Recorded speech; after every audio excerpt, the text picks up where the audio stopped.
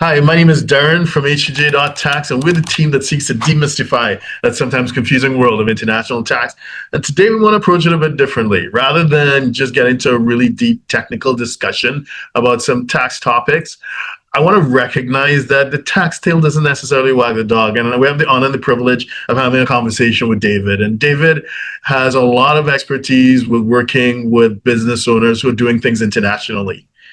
David, would you like to introduce yourself? Sure. My name is David Deaton. I'm a co-founder with my colleague Ann Thompson, and we have started MindSalt 8 more years ago.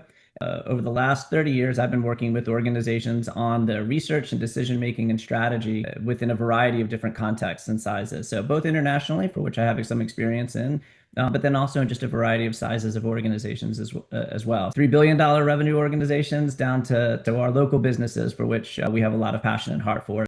Okay, fantastic. Can you talk about the pros and cons? And I guess you did touch on some of the points and so your previous discussions, but the pros and cons of running your own online business remote.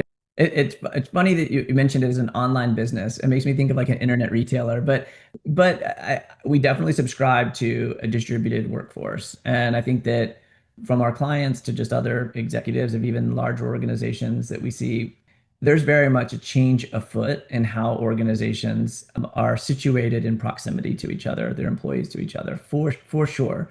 Actually, prior to COVID, in the United States, the 10-year census had just come out, and one of the very talking points that was, on the radio when you're listening was around how internal between city migration has been incredibly steady for every 10-year census that they could imagine as demographers looked at it. And for the first time, that had actually shifted. People were not moving cities to change jobs at the same rate that they were before.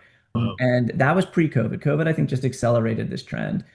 What we're seeing is that you're having organizations like ourselves, which are incredible, just using a distributed workforce. The parent company of Dropbox, they own a ton of different brands, and I'm forgetting the name of their parent company, but they've been very outspoken even pre-COVID about distributed workforce. They do not have a physical proximity that I'm at least aware of, or at least they've spoken about. And they have thousands and thousands of employees, but they're investing in distributed workforce, and that can be very effective.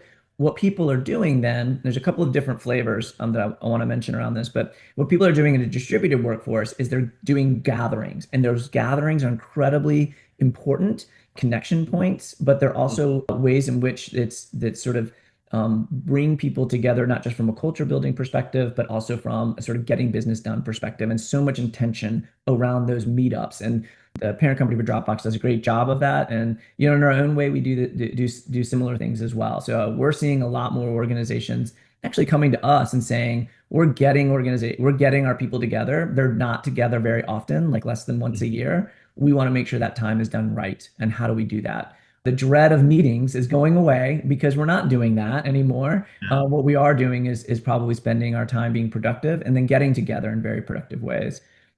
Two other flavors real fast, but one is just that we also see some organizations that are coming together for projects. So I was talking with a guy who at the kickoff on key milestones, the entire project team rents an Airbnb together. They get together, they do the work that they need to do, and then they go away. And that's a very interesting sort of idea about how we get together at sort of key moments, kickoffs, and milestones. He's actually thinking that the way in which we form organizations is going to shift. So we'll no longer have, or we won't have as many sort of long organizations, but there will be temporary organizations around opportunities. So how do we get five people together? They form an organization, they do something, and then that actually dissolves out of it. And it's done from this basis of everything can be quite fluid.